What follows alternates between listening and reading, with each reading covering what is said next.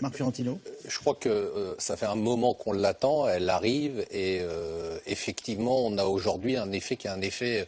Alors on peut se réjouir, hein, c'est une croissance qui est forte, c'est une croissance qui devrait être même encore plus forte l'année prochaine, mais je dirais qu'elle est presque pour l'instant mécanique. C'est-à-dire qu'on a eu tellement d'années à croissance zéro qu'il y a ce qu'on appelle un effet rattrapage. C'est-à-dire que quand vous avez votre voiture que vous n'avez pas changée, votre réfrigérateur que vous n'avez pas changé, que vous avez fait des économies pendant des années, il y a un rattrapage de consommation dont on bénéficie, qu'on aurait dû avoir depuis 2 ans, qu'on n'a pas eu, que d'autres pays ont eu. En 2014, on est quand même à la traîne, hein, on fait 0,4% de croissance, alors que des pays comme l'Allemagne font des résultats qui sont spectaculaires, l'Angleterre aussi. On va se comparer hein, dans cette émission. Donc, oui, il y a de la croissance. On est parti pour avoir 1 an et demi de croissance au moins jusqu'à fin 2016. Oui, c'est l'effet rattrapage de tout ce qui s'est passé au préalable. Vous avez employé une expression intéressante. Vous avez dit on l'attendait et on la voit qui commence à arriver. Juste une chose, c'est comment ça se voit la croissance? Si on voit le soleil qui se lève un tout petit peu, il y a des bourgeons qui apparaissent, on suce de la glace. Qu'est-ce qu'on... Moi, je suis pas économiste. Hein. Moi, je m'intéresse vraiment à la façon dont les Français fonctionnent. Et quand vous avez pendant des années gelé vos achats. Parce que c'est exactement ce qui s'est passé. C'est-à-dire que pendant 2011, vous ne dépensez pas. En 2012, vous ne dépensez pas. En 2013, vous ne dépensez pas. En 2014, vous ne dépensez pas. C'est exactement ce qu'on vient de vivre. C'est 4 années de croissance zéro. Ça veut dire quoi? Ça veut dire que les gens qui ont des objets à remplacer, des investissements, des petits investissements à faire, ne les font pas. Donc il y a un moment où vous êtes obligé de le faire. Donc on est dans du rattrapage et du remplacement. On n'est pas aujourd'hui, contrairement au discours optimiste qu'on entend, dans une sorte de reprise de confiance des Français dans l'avenir. On est juste dans un effet rattrapage. Vous voulez dire qu'ils viennent de tirer la croissance par le haut parce qu'ils ne pouvaient pas faire autrement en quelque sorte. Exactement. Alors ça nécessitera quand même d'autres questions parce que, j'allais dire, s'ils le font alors qu'ils sont eux-mêmes en difficulté, on se demande comment c'est possible d'une certaine façon. Mais j'y reviens en quelques instants. Est-ce que c'est significatif ce chiffre? Est-ce que ça peut soulever de façon légitime un espoir que la situation économique du pays aille mieux? Clairement oui, pour plusieurs raisons. Alors tout d'abord, je voudrais juste rappeler qu'une partie de cette croissance résulte d'une consommation plus importante d'énergie. Donc de fait, ça, on ne peut pas se réjouir parce que le trimestre prochain, comme ça va se normaliser, ça va peser sur la consommation des ménages. Donc il y a un effet extrêmement conjoncturel. Mais au-delà de ça, il y a plusieurs signaux positifs. Le premier signal positif, c'est que on a vu que les ménages avaient retrouvé leur niveau de confiance de 2010. Oui. Et que la bonne nouvelle, c'est que ça se traduit par de la consommation. Et de la consommation de ce qu'on appelle biens durables, c'est-à-dire automobile, immobilier, des choses comme ça. Et donc, ça montre qu'ils ont non seulement plus confiance dans l'avenir, mais qu'ils ouvrent les cordons de la bourse pour, justement, consommer. Donc ça, c'est un aspect concret, positif. Alors, psychologiquement, ça veut dire quoi? Alors, ça veut dire qu'ils ont retrouvé une certaine confiance dans l'avenir, et quand on regarde les enquêtes qui détaillent en fait pourquoi leur morale s'est améliorée depuis plus de 6 mois, on voit que c'est parce qu'ils considèrent qu'ils ont retrouvé un pouvoir d'achat pour plusieurs raisons. Les prix ont baissé, les prix du pétrole ont baissé, l'inflation donc a ralenti assez fortement, et donc ils ont retrouvé certains pouvoirs d'achat, et surtout ils considèrent que après on peut débattre, mais que les baisses d'impôts qui sont intervenues sur certaines catégories leur ont permis de retrouver un peu de pouvoir d'achat. Et donc ils considèrent, quand on regarde les enquêtes qui sont réalisées notamment par l'INSEE, que ce gain de pouvoir d'achat est pérenne, parce qu'ils estiment que leur situation financière va encore s'améliorer dans les trimestres à venir, et non, ils attendent de la suppression de la première tranche d'impôt sur le revenu et du pouvoir d'achat. Juste une remarque, ça veut dire que c'est donc quand même la communication qui soutient la confiance et donc la croissance? Pas seulement, parce que la baisse du prix du pétrole, c'est pas que de la communication. C'est une réalité qui a redonné du pouvoir d'achat. Alors ça s'est traduit bien sûr par de l'augmentation de la consommation d'essence. Donc ça, on peut pas dire que c'est pérenne, que c'est une vraie reprise solide. Mais ça leur a permis aussi de considérer que la reprise, ou en tout cas les signaux de reprise qu'on a pu voir étaient quelque chose d'assez profond. Et l'autre élément très important aussi, c'est que finalement, ils apprécient assez positivement la politique monétaire qui est menée par la Banque Centrale Européenne, puisque on a vu une reprise du crédit. Et donc, il y a plusieurs signaux concomitants, puisque cette consommation de biens durables, automobiles, s'est accompagnée d'une accélération des prêts à la consommation, et donc tous les prêts en fait aux ménages ont augmenté de plus de 3% sur un an, et c'est une réalité. Donc, ça veut dire que finalement, finalement, tous ceux qui étaient dubitatifs ou incrédules face à l'impact sur l'économie réelle de la politique monétaire ont pour l'instant tort, puisqu'on la voit passer dans l'économie réelle. Alors Éric Heyer, pourtant quelque chose me dit, et à mon avis ça apparaîtra dans les SMS, que la moitié de ceux qui nous regardent pour l'instant sont en train de faire des bonds sur leur canapé ou sur leur fauteuil, mais ils sont dingues, on vit une période difficile, on est contraint dans nos dépenses, et vraiment d'une certaine façon, voilà, pour dire les choses très simplement, la vie est dure. Alors comme toujours, comment on arrive à manager toutes ces contradictions et puis ces chiffres qui ne sont pas une invention non plus? On parle de quoi? De 1,4 de croissance au maximum cette année. Vous voyez, c'est pas énorme non plus. On a des niveaux de chômage qui sont à 10%, et on a, enfin, la situation n'est pas revenue à la situation d'avant-crise, vous voyez, en termes de PIB par tête. Oui. Effectivement, le PIB richesse par tête de PIB. C'est-à-dire qu'en richesse, on produit plus aujourd'hui qu'avant la crise économique, mais on est beaucoup plus nombreux qu'avant la crise économique. Donc, quand on divise cette richesse, le gâteau, et voilà. Et donc, du coup, par tête, ça diminue. Et en plus, si on regarde les inégalités, il y a vraiment certains qui perdent beaucoup et d'autres qui gagnent beaucoup aussi. Donc, vous voulez dire qu'il y a aussi croissance des inégalités? Bien sûr. Non, mais ça, bien sûr. Donc, on en parlera sans doute. La croissance, pourquoi faire, pour qui, etc. Mais sinon, pour revenir, oui. Effectivement, je suis d'accord avec Marc Fiorentino. Depuis 4 ans, depuis 2011, la consommation est stable. C'est-à-dire qu'il n'y a pas eu d'accroissement, il y a eu 0,4% en 4 ans d'augmentation de la consommation. C'est-à-dire les Français ont arrêté de consommer. Et je pense que... Donc ils ont fait le dos rond. Ils ont fait une crainte, ça va être dur. Non, mais il n'y a pas...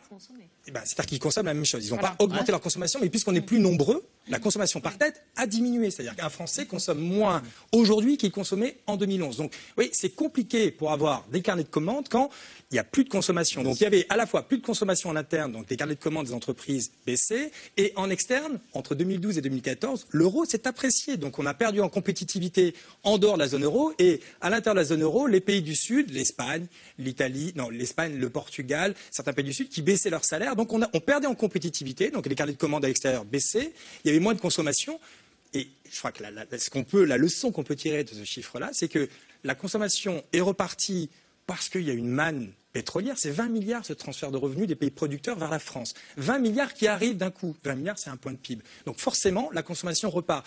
Là où il y avait un débat chez les économistes, c'était est-ce que quand la consommation repart, est-ce que la production repart en France? C'est-à-dire, est-ce que les entreprises sont susceptibles de répondre à cette demande? Et il y avait, on va dire, un consensus chez les économistes, pas moi, un consensus pour dire non, ça ne repartira pas. C'est pour ça qu'il faut faire une politique de l'offre très forte. Là, je ne suis pas contre, mais financée par les ménages. C'est-à-dire que ce sont les ménages, on augmente la TVA quand on baisse les impôts sur les entreprises. Ce n'est pas grave de baisser la consommation, parce que quand on l'augmente, ça ne profite pas aux entreprises françaises, mais à l'étranger. On voit que ce n'est pas complètement juste, c'est qu'un seul chiffre, mais ce n'est pas complètement juste. Je vous remercie parce que vous faites tous des efforts de grande clarté. Juste une chose sur ce que vous venez de nous dire, Éric Heyer. Comme vous dites, on est de plus en plus nombreux. On parle des bébés, enfin je veux dire, parce que je ne vois pas les bébés sortir leur carnet de chèques pour dire, vous voyez les petits, c'est parce qu'on continue de faire des enfants en France. Hein. Donc je vais m'acheter une Twingo.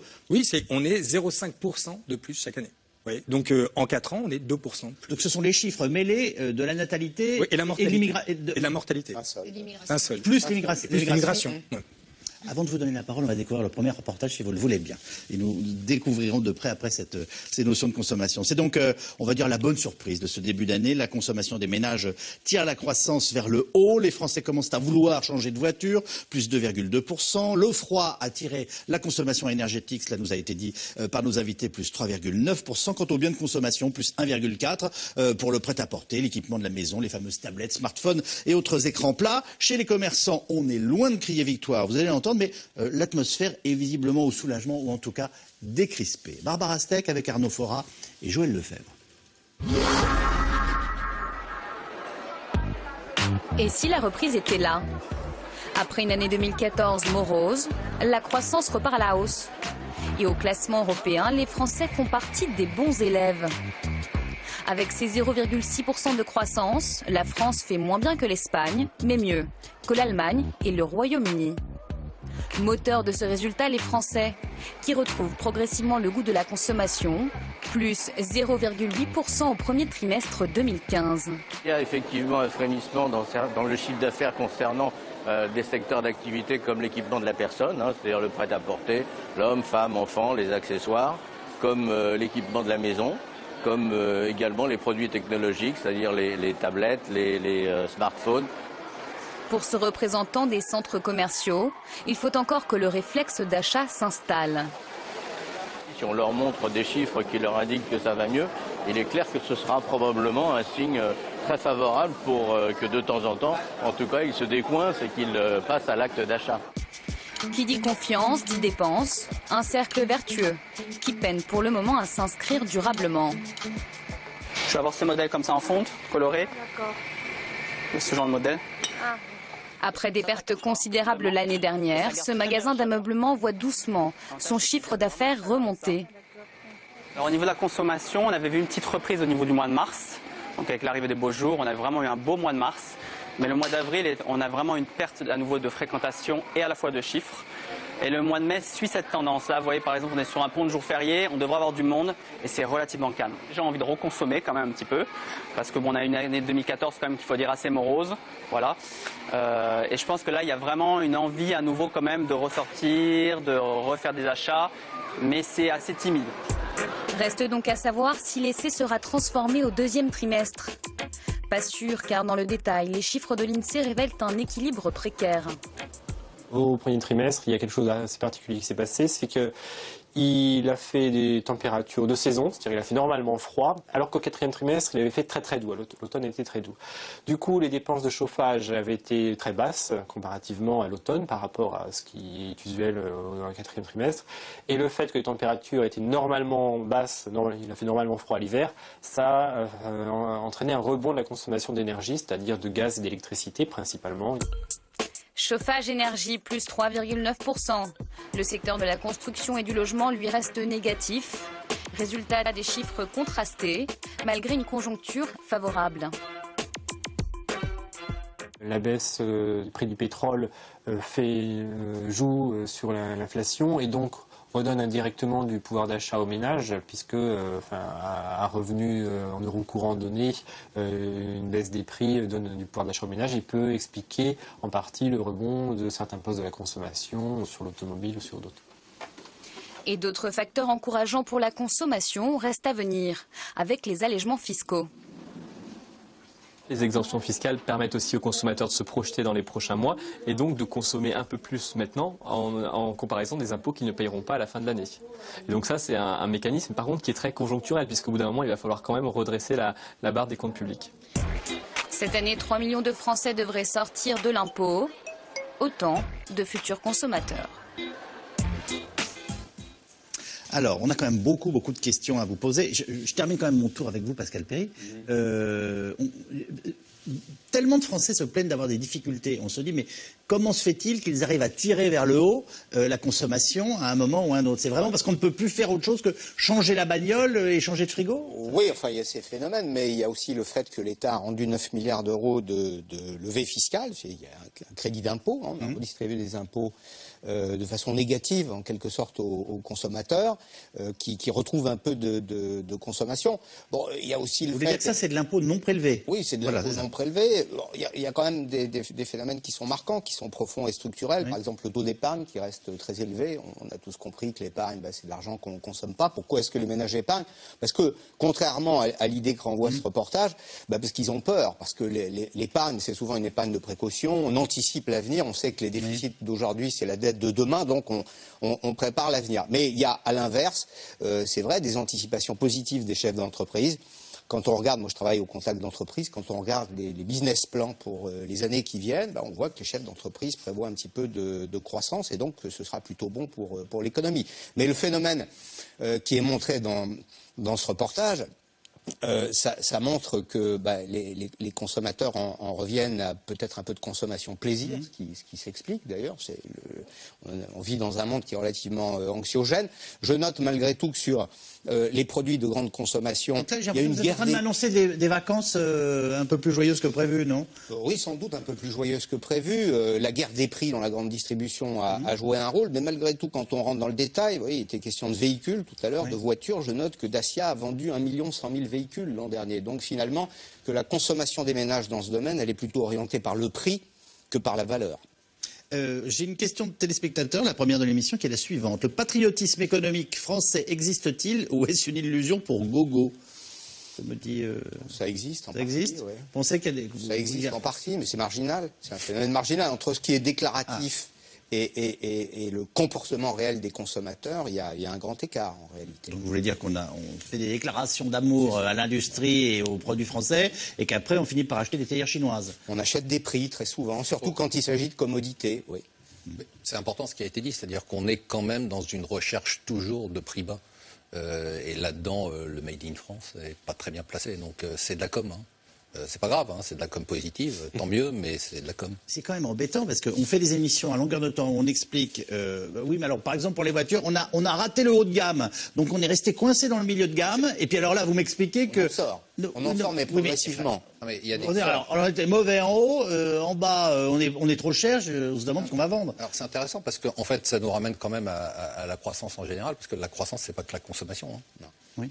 La croissance, c'est la consommation. Alors pour l'instant, tout ça va bien. C'est l'investissement. Alors j'entends bien les remontées de terrain, mais pour l'instant, ça se voit pas dans les chiffres. Hein. Pas encore. Donc les entreprises n'investissent pas. Il y a 3 composantes. Hein. Donc là-dessus, il se passe rien. Ça veut dire quand même qu'il n'y a pas vraiment d'embauche. On va parler de l'emploi tout à l'heure. C'est l'élément essentiel. Parce que les gens qui vous posent des questions ne verront l'avenir s'améliorer que quand le chômage va diminuer. C'est aussi simple que ça. Oui. C'est-à-dire que les chiffres de croissance, ils n'y croient pas. Ils ne croiront qu'aux chiffres de l'emploi.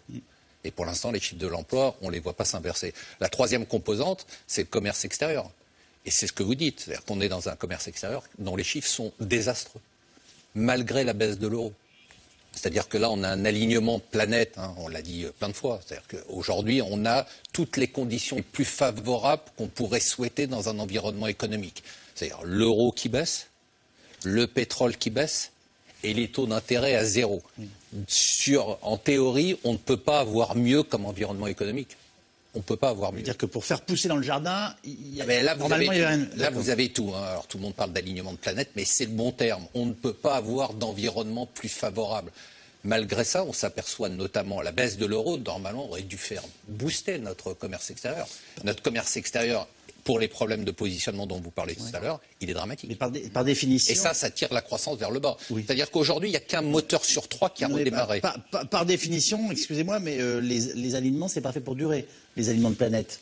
C'est-à-dire qu'aujourd'hui, non, ça peut aussi avoir un effet d'entraînement. C'est-à-dire que c'est ce qui a permis de mettre le feu aux poudres, de faire redémarrer, et ça pourrait créer un cercle vertueux. En un mot, les objets qu'on a vus dans le reportage, là, des vêtements, une théière, et puis il y a 2-3 éléments qui m'échappent. Votre avis, où sont-ils fabriqués? En Chine. Ils ne sont pas fabriqués en France, à l'évidence. Donc, on voit que finalement, le marché de la consommation, il est très bipolaire. Vous avez d'un côté des commodités, et là, les consommateurs se battent pour acheter des prix, c'est-à-dire qu'ils ne viennent pas acheter un prix ou un produit, ils viennent acheter un prix.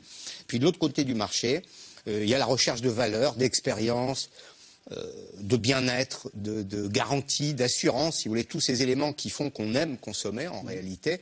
Et au milieu, il y a malheureusement l'offre française. Et on peut redresser les comptes publics, on peut relancer l'activité. Si l'industrie française ne fait pas un choix décisif, soit les prix, soit la valeur, elle se retrouvera coincée dans le milieu de gamme. Heureusement qu'on vend des Rafales et des Airbus, non? Oui, on n'en vend pas tous les jours. Non, ça on l'a bien compris, parce que ça fait 20 ans que j'annonce qu'on va vendre des Rafales qu'on ne vend jamais. Donc, là, on en a vendu.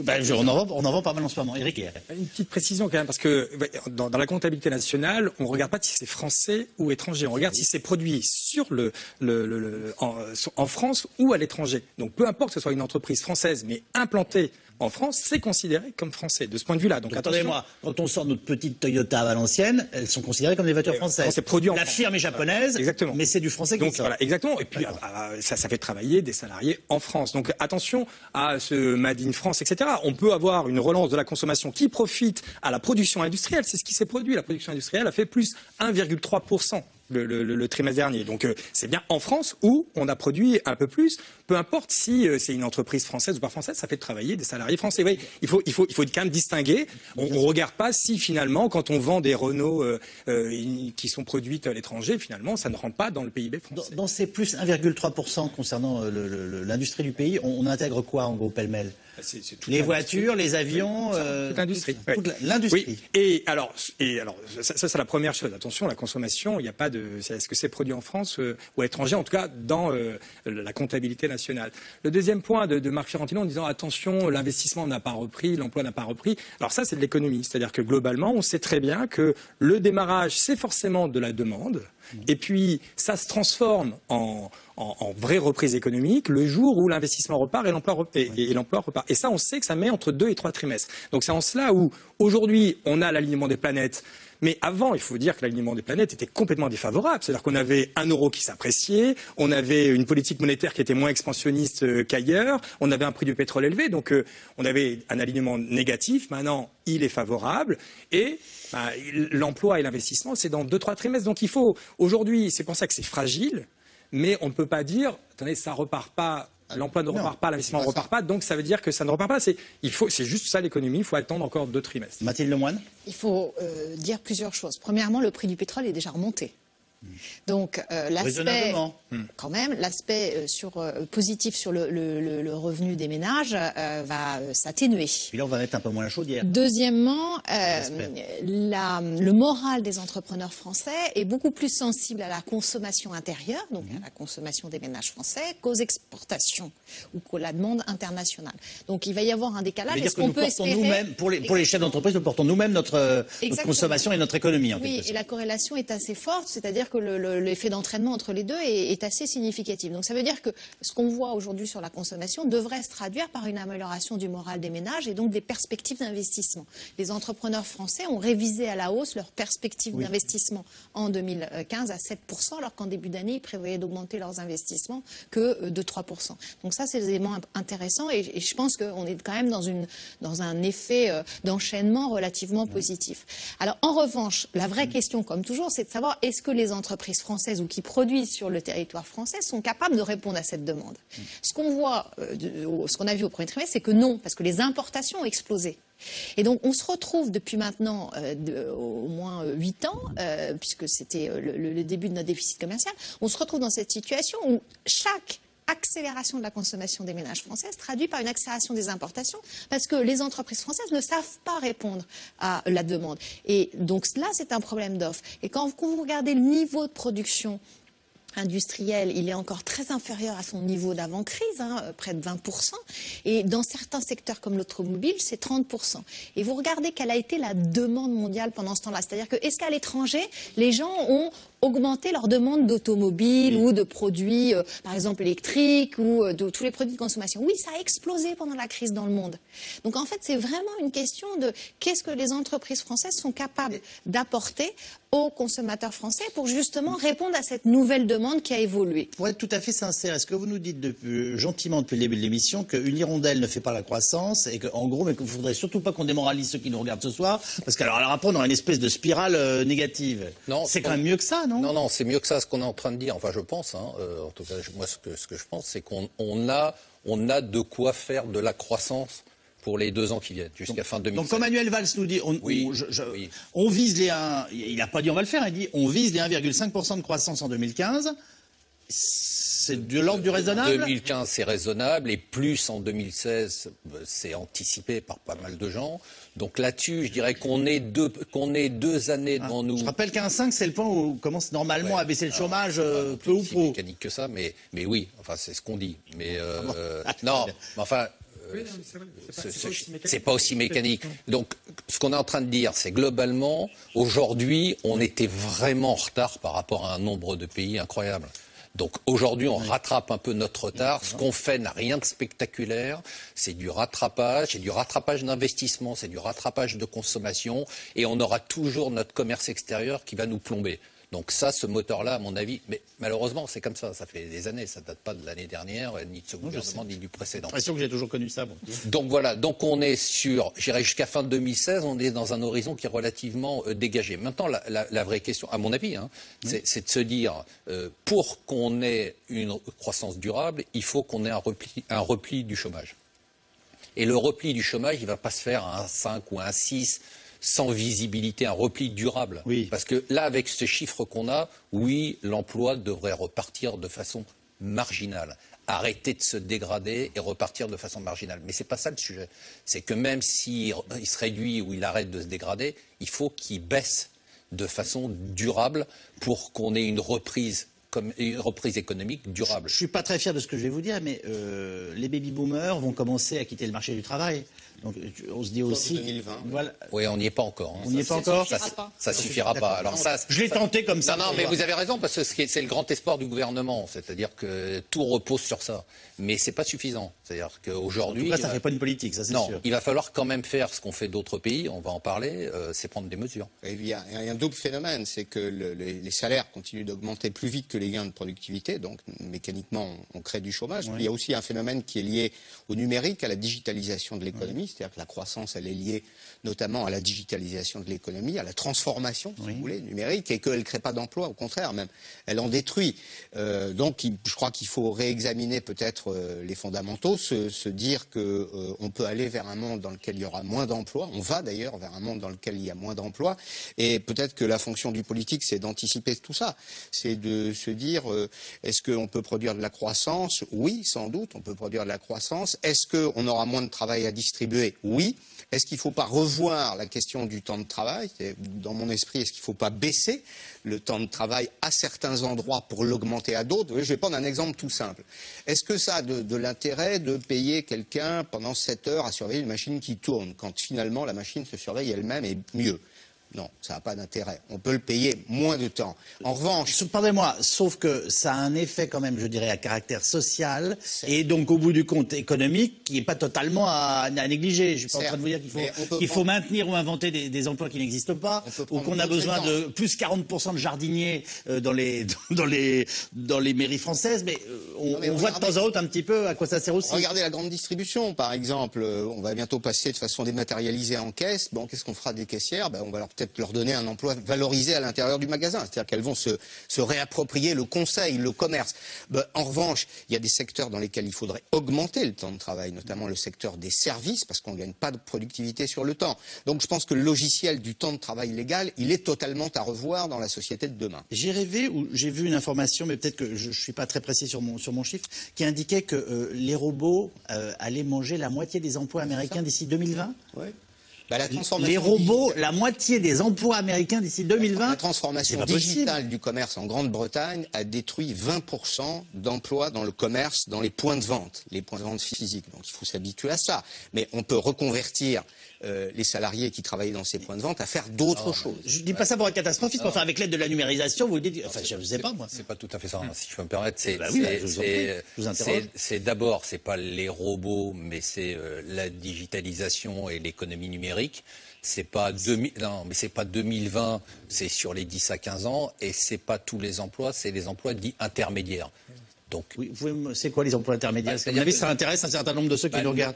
Notamment tous les emplois type encadrement, des emplois aussi qui sont tous les emplois, par exemple, de proximité, bien évidemment, ne sont pas touchés par définition. Vous voulez dire que si, quand je suis à la chaîne, le gars qui passait avec une blouse de temps à autre en disant ma petite Jacqueline, vous êtes gentille, vissez-moi ça un peu plus rapidement, et on n'aura plus besoin de lui. Exactement.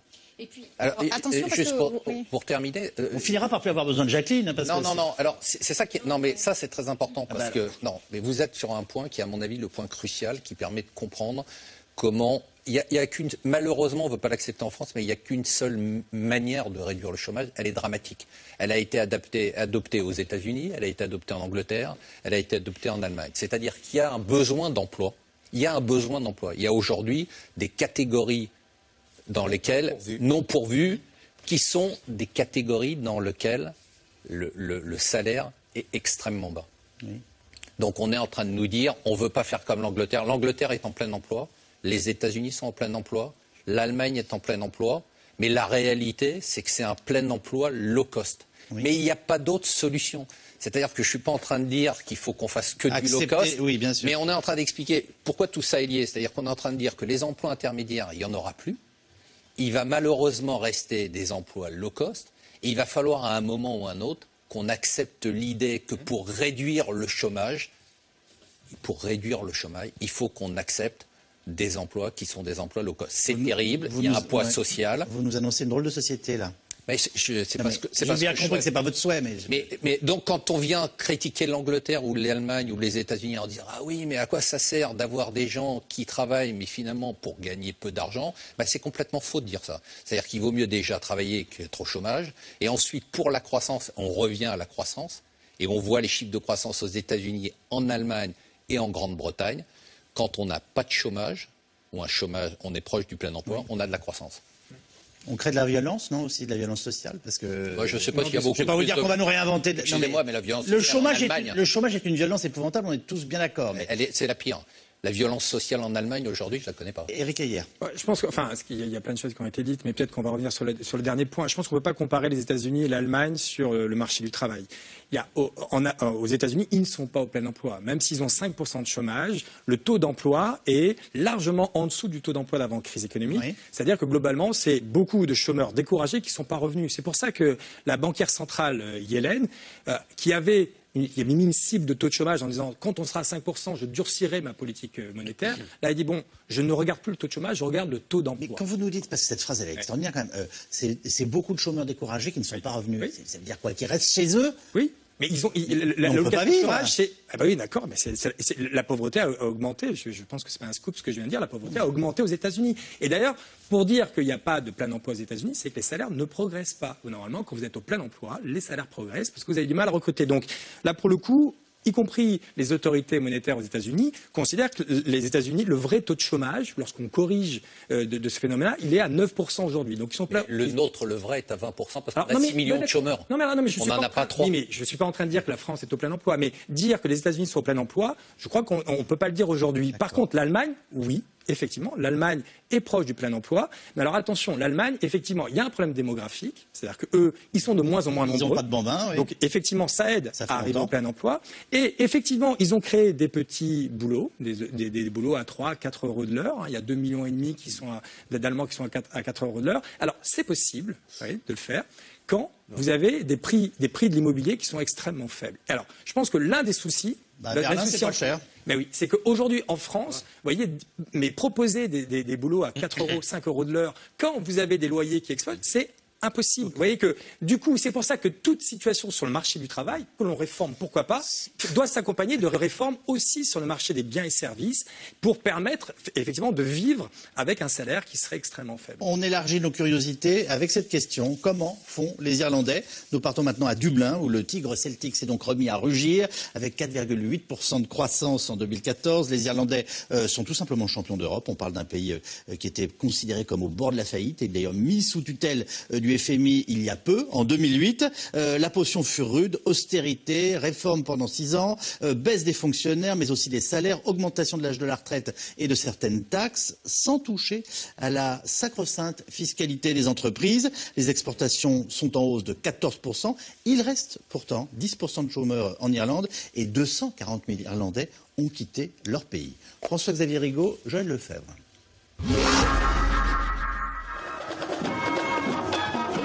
Il y a 6 ans, l'Irlande était au bord de la faillite. Mais aujourd'hui, les Irlandais ont retrouvé le sourire. Ce pays de 4 millions d'habitants est le champion d'Europe de la croissance. Le tigre celtique est de retour.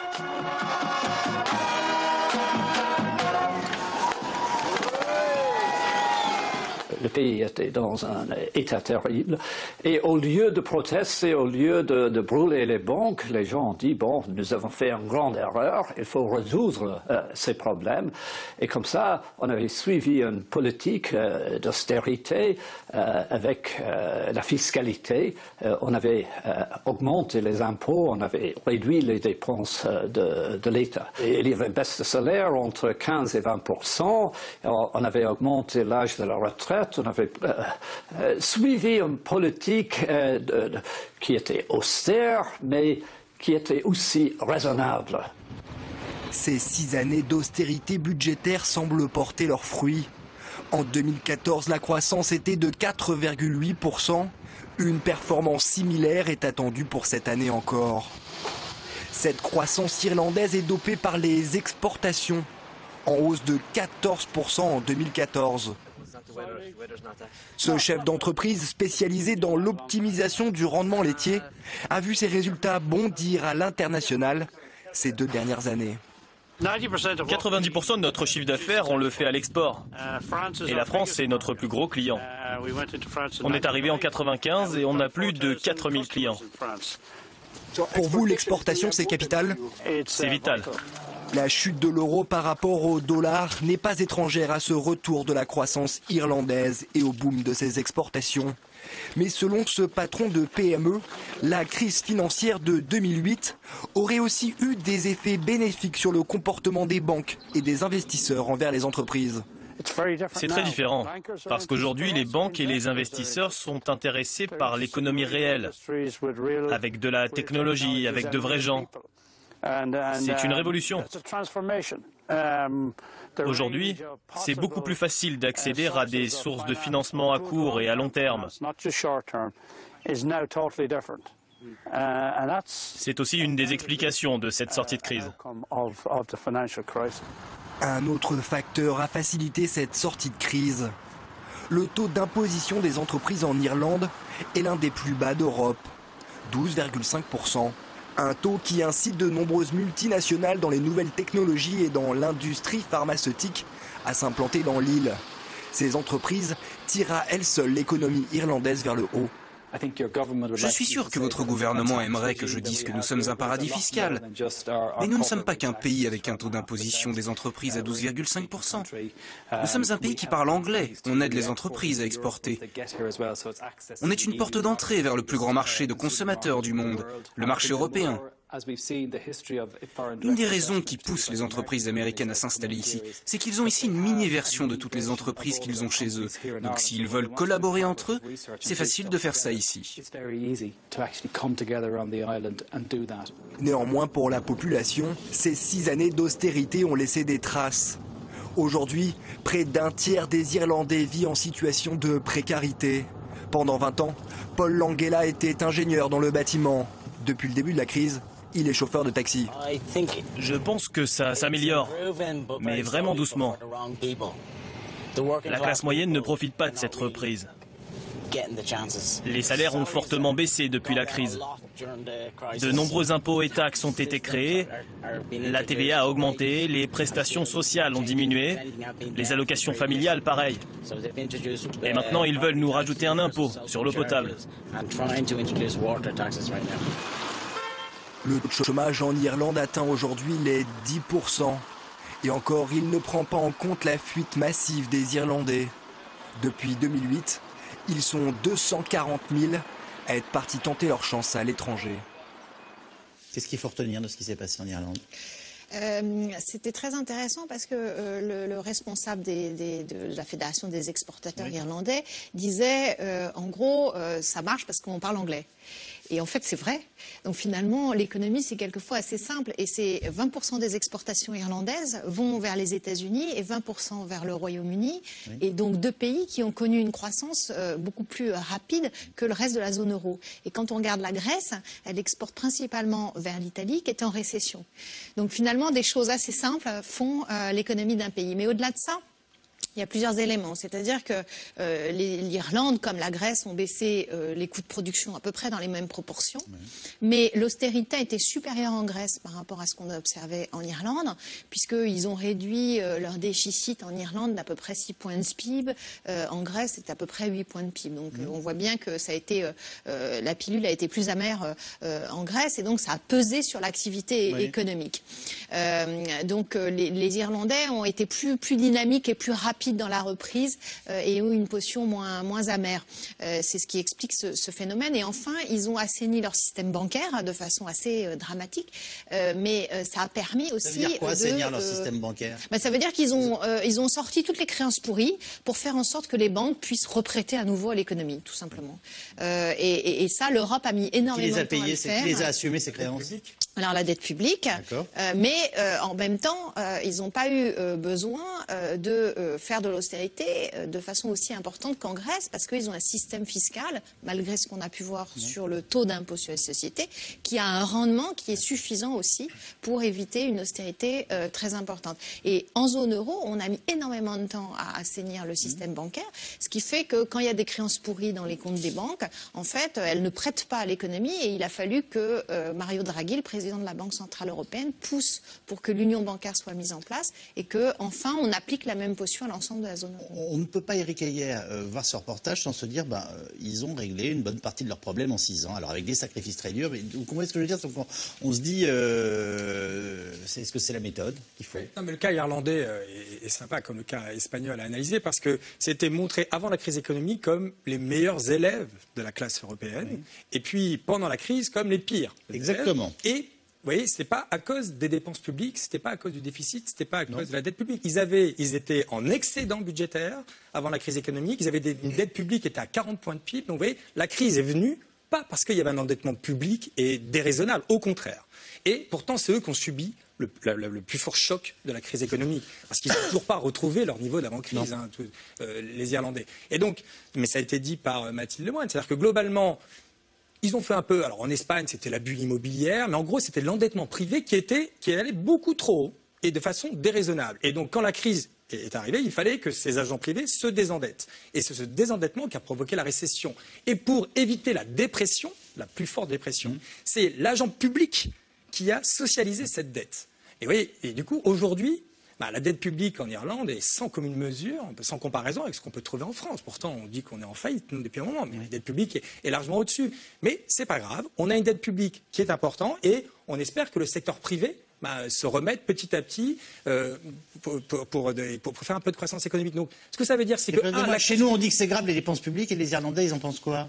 Non, mais alors, eux, c'est pas la dépense, c'est la dette qui a été, la dette privée qui a été changée. Oui. Donc, c'est pas par la dépense publique, mais c'est pas la dette. Donc, non, ça dit quoi? Ça dit que, la crise économique qu'on est en train de vivre n'est pas du tout une crise de la dette publique ou des finances publiques, c'est bien une crise d'un endettement privé qui a été déraisonnable, un peu partout dans les grands pays anglo-saxons. Et que, aujourd'hui, les ressorts qui avaient permis à l'Irlande de grimper très fortement, d'être ce tigre celtique, sont en train de revenir. On a l'impression de... Alors certes, le système bancaire est peut-être un peu plus sur surveillance aujourd'hui qu'il ne l'était à l'époque, mais c'est les mêmes ressorts. C'est-à-dire qu'effectivement, on a des taux d'imposition. Vous voyez, on a créé une monnaie unique pour essayer d'arrêter de se faire la compétition entre nous. Bon, typiquement, il y a quand même quelque chose qui est intéressant dans le cas de l'Irlande, c'est que finalement, sa recette fiscale, elle augmente. Et vous voyez, ça rappelle un peu le cas de la Suède. Vous savez que, en Suède, on prend conscience de la pression fiscale le jour où Bergman, se dit je fous le camp. Et on prend conscience d'un seul coup, on décide de baisser les taux et on s'aperçoit finalement que le rendement de l'impôt est supérieur. C'est une recette qu'on pourrait s'approprier en France, parce qu'il y a beaucoup d'impôts, beaucoup de fiscalité, elle est souvent illisible, imprévisible.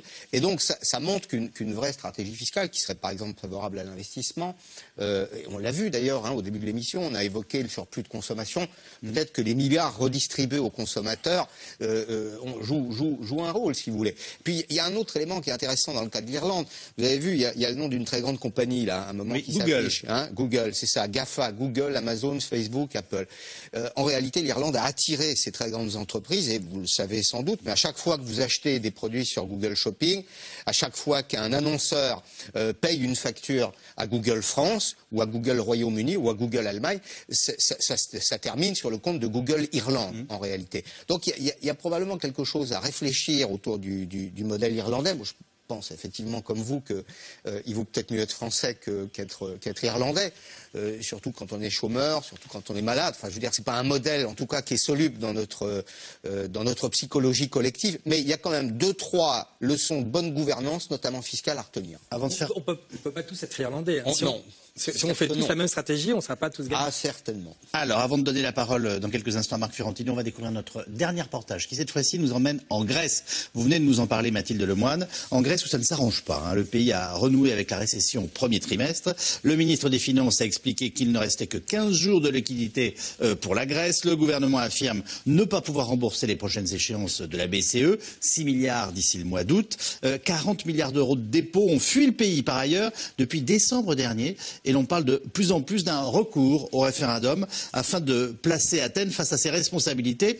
Un vote, cette fois, encouragé par Bruxelles. Yacine Mili, Pierre Dehorne. Au pied de l'Acropole, le compte à rebours est lancé. La Grèce n'aurait plus que 15 jours de liquidité devant elle. Le pays serait même au bord de la faillite, d'après son ministre des Finances, Yanis Varoufakis. Sa solution pour sortir la tête de l'eau, que la BCE accepte de reporter le remboursement des 27 milliards d'euros d'obligations qu'elle détient. Cette solution, c'est de la pure ingénierie financière publique. C'est nécessaire pour stabiliser la structure de notre dette. Ce que nous voulons, c'est un compromis qui nous permette de renouer avec les marchés financiers. Et le temps presse. Faute d'accord d'ici le mois prochain, la Grèce pourrait ne plus recevoir d'aide. Alors en attendant de trouver un compromis, le pays roule sur la réserve. L'État paye les fonctionnaires pour le moment et paye aussi les retraités. Mais il ne paie rien d'autre. Alors que le gouvernement de M. Tsipras a été élu sur la base de redonner à l'économie les sous qu'on lui a retirés, donc redonner cette confiance-là, ils ne peuvent pas le faire. Donc on paye les créances vieilles, la dette publique, par l'argent des contribuables. C'est aberrant, ça ne peut pas être fait.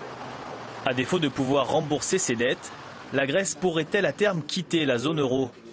Un Grexit, l'hypothèse semble peu probable, car de Bruxelles à Athènes, personne n'y trouverait vraiment son intérêt. 2/3 des Grecs, et même plus, veulent que la Grèce reste dans la zone euro. Et bien entendu aussi, tous les partenaires européens veulent la même chose. Donc cette option n'existe pas. C'est pratiquement un gros mot, Grexit, on ne le dit plus. Politiquement, ce n'est pas acceptable qu'une Union européenne et une union monétaire qui a été construite, je dirais, volontairement et commence à être détricotée. Et aussi, les Grecs ne veulent pas sortir de l'euro, puisque grâce à l'euro, ils ont pu avoir une économie plus prospère. Et comme ils ont ces souvenirs, ils veulent, en redressant leur économie maintenant, revenir sur une économie prospère avec correction des inefficacités passées. 3 mois après son élection, Alexis Tsipras est bien conscient que l'Europe ne souhaite pas lâcher la Grèce. Conscient aussi qu'il va falloir lâcher du lest pour convaincre. Mais au sein du gouvernement Syriza, pas question de dire qu'on va commencer à rogner sur les promesses de campagne. Nous essayons de mettre en place un compromis honnête. C'est-à-dire que pour certaines des mesures que nous avons annoncées, nous sommes obligés d'attendre l'année prochaine avant de les mettre en œuvre. Mais nous considérons que nous sommes loyaux à la promesse que nous avons faite. Nous en respecterons l'essentiel. Nous ne souhaitons pas de nouvelles mesures d'austérité qui pèseront sur les plus vulnérables. En attendant, ce week-end, le gouvernement vient de faire une nouvelle concession. Permettre à des investisseurs privés d'acquérir davantage de parts dans le port du Pirée. Un geste qui devrait faciliter le déblocage d'une nouvelle tranche d'aide, mais qui pourrait aussi ajouter une épine dans le pied d'Alexis Tsipras, perdre le soutien de la frange la plus radicale de son gouvernement. Bon, on joue à quoi avec les gars, Marc Fiorentino? Il joue à quoi? Parce qu'en fait, on est tous un peu coincés dans cette situation. On est dans une situation qui est insoluble. Donc il faut le dire, on va trouver une solution, ça sera pas forcément la moins pire des solutions. Toutes les solutions sont mauvaises. C'est-à-dire qu'on leur a donné énormément d'argent, beaucoup trop d'argent, et cet argent aujourd'hui il est perdu. On leur a donné 330 milliards d'euros, cet argent ils ne pourront jamais le rembourser. Ça c'est acquis. Ils ne pourront jamais nous rembourser. Quand vous dites on leur a donné 330 milliards d'euros, ça veut dire quoi? On n'a pas pris 330 milliards dans une banque, on a mis sur des comptes grecs et en leur disant allez-y les petits gars, faites ce que vous voulez. Quasiment. Alors, oui, enfin bon, schématiquement, alors reprenons les choses dans le sens inverse. Si demain ils font défaut, si demain ils font faillite, cet argent-là, on l'a perdu. Et quand on dit on l'a perdu, c'est vous et moi. Donc il y a une stratégie de l'attention de leur part? Je pense qu'il n'y a pas une stratégie de l'attention, c'est qu'ils n'ont aucune solution. C'est-à-dire que soit ils se retrouvent dans une situation, ils savent qu'il n'y a qu'une solution, c'est d'accepter de passer par les fourches codines du FMI et de l'Europe, pour avoir de l'argent, parce qu'ils ont besoin d'argent, parce que tous les mois on nous dit que c'est le dernier mois, alors ils prennent l'argent des salaires, ils prennent l'argent des retraites, ils prennent l'argent de la Sécu, mais bientôt ils n'auront plus d'argent. Ils nous disent qu'ils sont à sec dans 15 jours, oui, là. Alors, qu'est-ce qui se passe dans 15 jours? Non, mais ils sont déjà à sec, puisqu'ils sont en train de prendre de l'argent dans des comptes dans lesquels ils ne devraient pas taper. Donc ils sont vraiment en train de prendre, c'est plus l'argent des vacances, là, ils sont vraiment en train de prendre de l'argent de la Sécu, de l'argent des retraites, ils sont allés chercher de l'argent auprès du FMI, qui est de l'argent qu'ils n'auraient pas dû toucher, le FMI leur a permis de le toucher pour se rembourser eux-mêmes. Un truc complètement aberrant. Donc aujourd'hui, ils sont dans une situation qui est complètement bloquée, c'est-à-dire qu'ils doivent se retrouver, soit ils acceptent de passer par les fourches codines, mais dans ce cas-là, ça veut dire trahir la promesse des campagnes. Et ça peut aller jusqu'où, excusez-moi? Ils peuvent se retrouver Moi, je pense que quand il n'y a plus rien pour manger. Je pense qu'on y est. Hein. Enfin, je veux dire, eux, ils y sont. C'est-à-dire que quand il dit le Grexit est un gros mot, c'est sûrement un gros mot en Grèce, c'est plus du tout un gros mot en Europe. C'est pas du tout un gros mot en Allemagne. Les Allemands en ont ras-le-bol. C'est-à-dire que les Allemands vous disent aujourd'hui, s'ils veulent faire un référendum, s'ils veulent sortir, qu'ils sortent. Et puis on n'en parle plus. On est aujourd'hui prêt. Il faut savoir quand même qu'il y a un problème. Alors c'est intéressant sur la zone euro. Il y a un problème majeur. On a construit toute une zone euro en oubliant un tout petit détail, c'est qu'on n'a pas prévu comment on pouvait en sortir. Et donc, l'idée... Vous voulez dire qu'il n'y a pas d'issue de sortie? L'idée qui germe en Allemagne, c'est de se dire, finalement, à terme, pour que la zone euro fonctionne, il faut qu'aussi il y ait des pays qui puissent rentrer, des pays qui puissent sortir. Et c'est peut-être avec la Grèce qu'on pourrait faire ce test-là dans les conditions les moins dramatiques. Pour l'Europe. Le quotidien des Grecs est pénible et on sait, par exemple, que dans les hôpitaux publics, aujourd'hui, on peine à financer les traitements contre le cancer, par exemple. C'est-à-dire qu'il manque des médicaments, si vous voulez, des éléments qui sont des commodités du confort social du quotidien, tel qu'on y a accès en France. On est au-delà du confort, il y a des gens qui meurent parce qu'ils... Bien sûr, mais on a réduit leur traitement. En même temps, c'est vrai qu'il faut, tout ce que dit Marc Fiorentino, mais en même temps, il faut des éléments d'intégration politique. C'est-à-dire qu'entre 1995 et 2005, le nombre de fonctionnaires en Grèce a augmenté de 70%. C'est pas 7%, c'est 70%. Les dépenses publiques sont très élevées, il y a un vrai coulage fiscal. Et puis, de façon générale, si vous voulez, si on se situe dans une perspective de long terme, quelle est la proposition de valeur de la Grèce? C'est-à-dire qu'est-ce qu'elle crée en termes de richesse? Vous savez que l'Allemagne, elle crée de la machine-outil, elle a de l'industrie. Des vacances, de l'huile d'olive. C'est peu de choses, si vous voulez. Donc, oui, on voit qu'il y a un écart quand même très net en termes de création de valeur, si vous voulez, et que l'euro est peut-être pas la monnaie la plus adaptée. En tout cas, que les critères de gestion qui sont imposés avec l'euro ne sont pas les plus adaptés en Grèce. D'autant qu'on a affaire quand même, parce que un mot là-dessus, on montre les Européens du doigt souvent. Là, on a parlé de la Troïka pendant des mois en disant c'est des salauds, etc. Ils sont en train de tordre le cou des Grecs. Non, les Grecs ont menti pendant très longtemps, peut-être avec des complicités internationales, mais ils ont triché, si vous voulez. Ce qui leur arrive aujourd'hui était prévisible. Comment on s'en sort? Alors, je trouve qu'il y a quand même un élément extrêmement important, c'est l'harmonisation des politiques économiques. Parce que tout ça est juste, mais il y a quand même un sujet qui est posé par les Allemands. Pourquoi eux, ils s'arrêteraient de travailler à 60 ans et pourquoi nous, y compris moi, je vais travailler jusqu'à 67 ans. Et donc, la question grecque, c'est celle-ci. C'est-à-dire que les pays européens dans leur ensemble, y compris la France, y compris l'Allemagne, refusent l'ingérence dans la mise en œuvre de politiques nationales. Et pourquoi? Parce que eux-mêmes, la France a peur qu'on fasse la même chose. Parce que l'Europe n'est pas l'Europe. Parce que la France a peur qu'on nous dise, que les Allemands ou les Italiens nous disent quelle politique économique on a menée. Donc le sujet, il est là. Donc ça fait quand même maintenant plus de 6 ans qu'on dit aux Grecs, il faut taxer les plus riches. On sait bien, il y a l'Église orthodoxe, il y a les armateurs. Il y a encore 40 milliards qu'il faut tu le comptes. Ça n'est toujours pas fait. Dans le reportage, vous montrez, il faut privatiser pour justement que ce soit plus efficace, parce que dans les spécialités grecques, il y a le transport maritime. Ça n'est toujours pas fait. Donc, les débats portent sur exactement la même chose qu'il y a 5 ans. Et donc, un gouvernement, faut pas utiliser des termes excessifs, mais de gauche affirmée comme celui de Syriza n'est pas foutu du jour au lendemain de se mettre à taxer ces compagnies maritimes. C'est vraiment quelque chose qui m'échappe. L'enjeu, c'est celui-ci. C'est-à-dire l'enjeu, aujourd'hui, c'est l'enjeu Vous diriez européen. toute la presse est entre les mains des manias.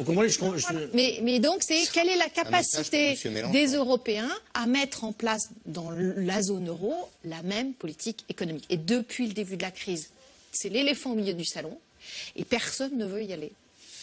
Voilà. Bon, je suis à peu près d'accord avec tout ça, mais sauf que ce qui manque vraiment en Grèce, alors on a parlé d'ingénierie financière, effectivement, mais en fait, c'est de construire une administration, c'est construire un État. Donc, je pense qu'on on leur demande d'augmenter les impôts. Ça sert à quoi Il existe, puisqu'on a plus de 70% de fonctionnaires. Oui, mais grâce à M. Papandréou, entre 1995 et 2005. Non, mais c'est des femmes de ménage, c'est essentiellement des femmes, c'est pas de l'administration, c'est corrompu, on le sait. Donc, ce qu'il fallait, c'était remettre tout ça à plat, et justement, au lieu que la Troïka arrive uniquement avec il faut baisser le SMIC, etc. Mais pourquoi pas?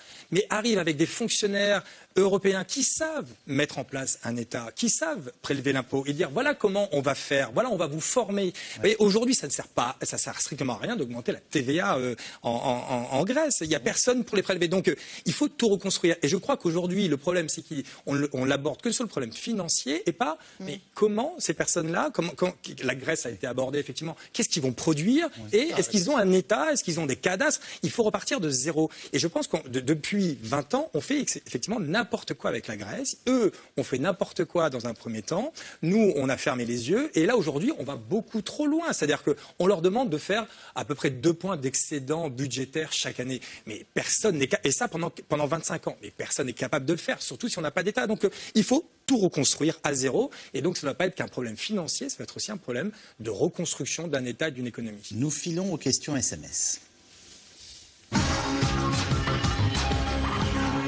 Première question est très bien. Ayant acheté une tondeuse neuve à 399 €, ai-je participé à la croissance? Oui, bien sûr.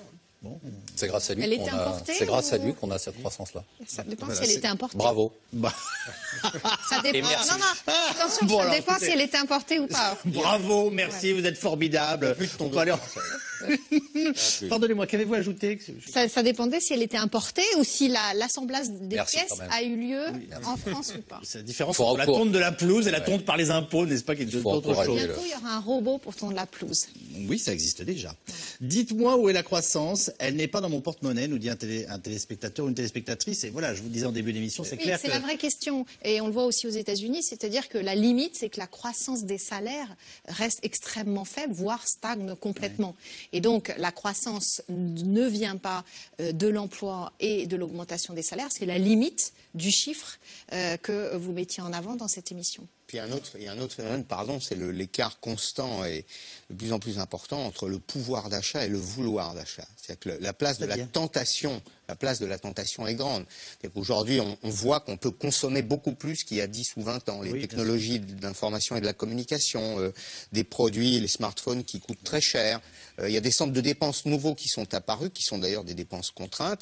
Et comme le revenu n'évolue pas assez vite, si vous voulez, le progrès technique va plus vite que l'évolution du pouvoir d'achat en réalité. Donc ça crée aussi un peu de frustration. On entend toujours que les entreprises licencient. Comment la croissance pourra-t-elle durer, nous demande un téléspectateur. On est dans le cœur du sujet. C'est-à-dire que je pense qu'aujourd'hui, on voit très bien, d'ailleurs, on a parlé de l'Irlande, on a parlé de la Grèce, on devrait parler aussi de l'Allemagne, on devrait parler d'Angleterre. On voit très bien qu'aujourd'hui, le monde se coupe en 2 camps. Des pays qui ont fait vraiment des réformes structurelles profondes et qui ont admis ce que je décrivais tout à l'heure, la nécessité d'avoir malheureusement des emplois low cost, qui ont admis cette nécessité. Donc quand on parle d'austérité, ce n'est pas que de l'austérité. C'est l'austérité, des réformes structurelles, la réduction des dépenses publiques et accepter l'idée dramatique, mais qui est une réalité, que la création d'emplois, elle est dans les emplois low cost. Et quand on a mis bout à bout, oui, mais c'est pas gai, mais la question c'est que c'est aujourd'hui, quand vous prenez les pays qui s'en sortent, parce qu'on prend la Grèce, mais le Portugal s'en sort bien. On n'a pas parlé du Portugal, mais le Portugal s'en sort bien et c'est plus comparable à la Grèce que l'Irlande. Le Portugal a fait un travail phénoménal dans des conditions qui étaient similaires à celles de la Grèce. Et a fait un travail phénoménal aujourd'hui, est sorti de la crise, à un taux de croissance dont on a 0,6, ils ont eu 0,4%. Et ils ont un déficit public qui est proche d'une autre en pourcentage.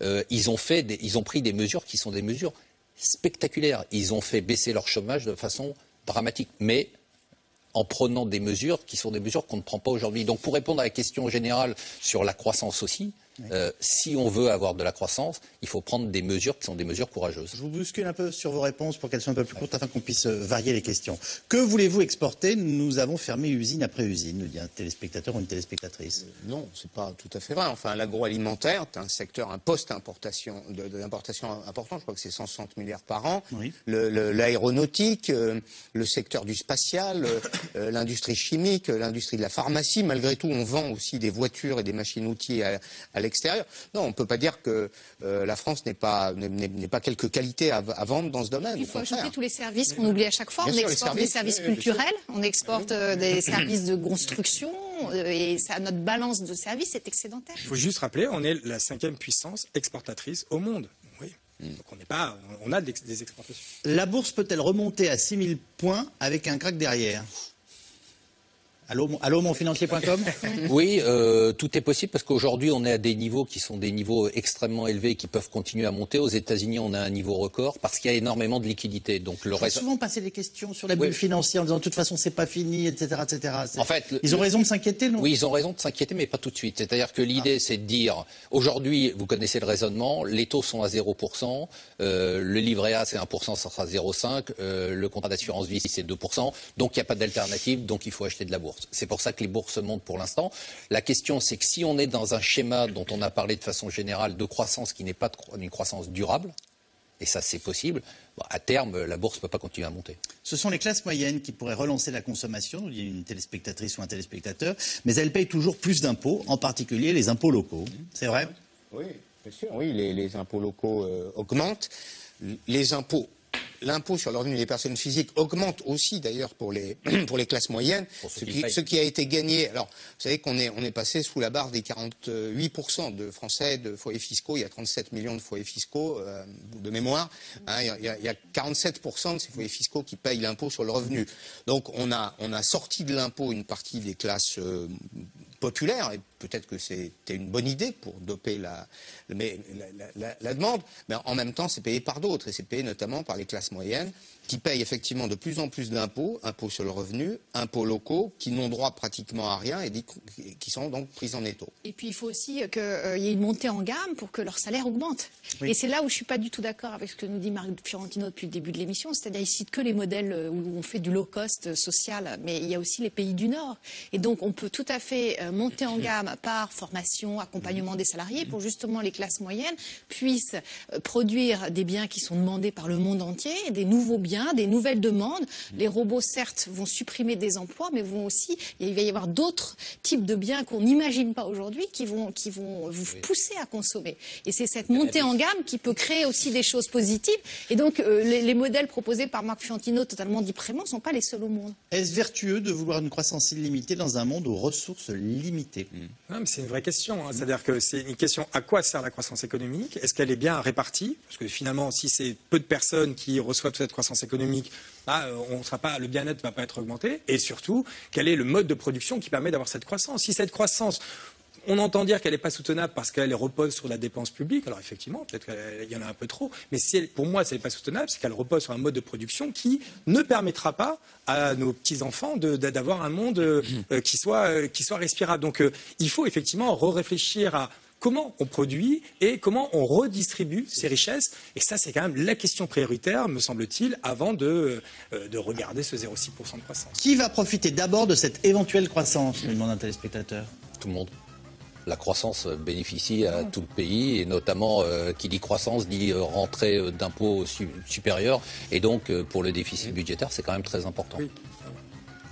Oui, mais elle n'est pas égalitaire. Enfin, vous voyez, on ne peut pas dire. Oui, justement, c'est ça la question de votre téléspectateur. Il dit, moi, je vois rien parce que c'est une moyenne. Et dans la moyenne, ça lisse toutes les disparités. Il y en a qui gagnent, il y en a qui perdent.